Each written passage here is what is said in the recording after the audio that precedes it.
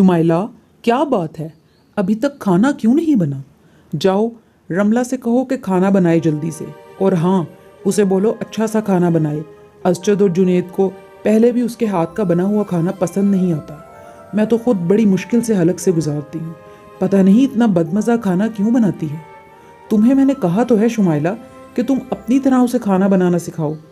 माँ जी, आपको तो पता ही है, रमला एक नंबर की फूहड़ है। मैंने इतनी कोशिश की है उसे खाना बनाना सिखाने की, लेकिन उसके दिमाग में कुछ पड़ता ही नहीं। पता नहीं कैसा दिमाग है उसका। जब भी खाना बनाती है बदमज़ा ही बनाती है। मैं तो तंग आ गई उसे सिखा सिखा के। आप ऐसा क्यों नहीं करती कि आप किचन का काम मुझे ही दे दें और उसे झाड़ू पोछे में लगा दें। ये खाना बनाना उसके बस की बात नहीं है। और मेरे जैसा अच्छा खाना तो वो वैसे भी कभी नहीं बना सकती, आप तो जानती ही हैं। शुमाइला, अगर मुझे शादी से पहले पता होता कि इसे खाना बनाना नहीं आता तो मैं कभी भी इसे ब्याह करना लाती। ये तो जुनेद की पसंद थी। लेकिन खैर, जो भी है, ये बात भी गलत है कि मैं इससे झाड़ू पोछा कराऊं। तुम तो जानती हो कि हमारे ख़ानदान में खाना सिर्फ बहुएं ही बनाती हैं और सफाइयों के लिए तो नौकर चाकर रखे हुए हैं। इसलिए हर हाल में रमला को खाना बनाना सीखना होगा। ठीक है माँ जी, जैसे आपकी मर्जी। मैं कह देती हूँ रमला को। रमला, माँ जी ने सख्ती से कहा है कि खाना तुम ही बनाओगी और खाना मज़ेदार बनाना। वो कह रही हैं कि जुनेद और असजद को तुम्हारे हाथ का बना हुआ खाना पसंद नहीं आता। वो बहुत गुस्सा कर रही थी, इसलिए तुम्हें खाना तो हर हाल में अच्छा ही बनाना होगा। थोड़ी बहुत खुद कोशिश क्यों नहीं कर लेती? शुमाइला भाभी, आपके हाथ का खाना तो सबको बहुत पसंद आता है।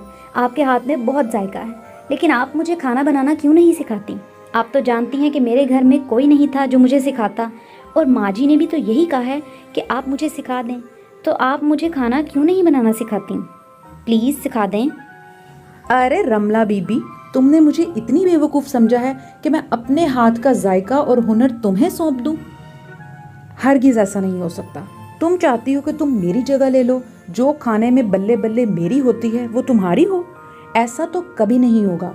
और हाँ, खबरदार, जो माँ जी को तुमने बताया कि मैंने तुम्हें खाना नहीं सिखाया। मैंने उन्हें कहा है कि मैं तुम्हें सिखाती हूँ, लेकिन तुम्हें खाना बनाना ही नहीं आता।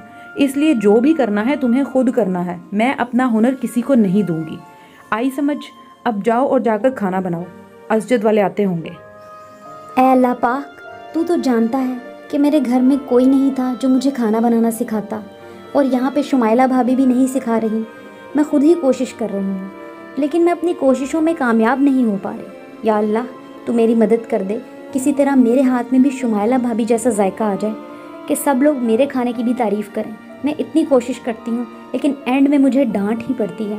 मुझे समझ नहीं आ रही मैं इन सब का दिल कैसे जीतूँ। तू ही मेरी मदद कर, कोई रास्ता दिखा। ये सोचकर नायला हिम्मत नहीं हारती और एक बार फिर खाना बनाने लग जाती है। खाना बनाने के बाद सबसे पहले वो उन्हीं बुज़ुर्ग बाबा को खाना देने चली जाती है जिन्हें वो हर रोज़ खाना देने जाती थी। वो बुज़ुर्ग बाबा अकेले ही दरख्त के नीचे बैठे होते थे और रमला उन्हें रोज़ खाना देती थी। आज भी जब वो खाना देने गई, बेटी, आज तुम फिर मुझे खाना देने आ गई हो। मैं तुम्हें मना तो करता हूँ बेटा, मेरा तो अल्लाह कोई ना कोई वसीला बना देगा। लेकिन पता नहीं तुम्हारे ससुराल वाले तुम्हें बुरा भला ना कहें। तुम्हें इस पर डांट भी पड़ सकती है कि तुम रोज़ मुझे खाना देने क्यों आती हो। बेटी, तुम मेरे लिए तकलीफ़ मत उठाया करो। अरे नहीं बाबा जी, कैसी बातें कर रहे हैं आप? मेरे वालिद की जगह पर हैं, और उन सब लोगों को पता भी चलेगा तो मुझे कोई नहीं डांटेगा। और वैसे भी जो डांट रोज़ मुझे खाने की वजह से पड़ती है, उससे तो ये डांट कम ही होगी। वैसे भी आपको खाना देने में मुझे खुशी महसूस होती है, इसलिए मैं रोज़ाना सबसे पहले आपको ही खाना देने आती हूँ।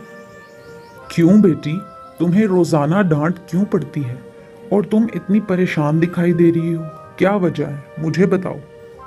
उन बुजुर्ग के पूछने पर रमला उन्हें बताती है कि किस तरह रोज़ाना उसके बदमज़ा खानों की वजह से उसके ससुराल वाले उसे डांटते हैं, उसे बुरा भला कहते हैं।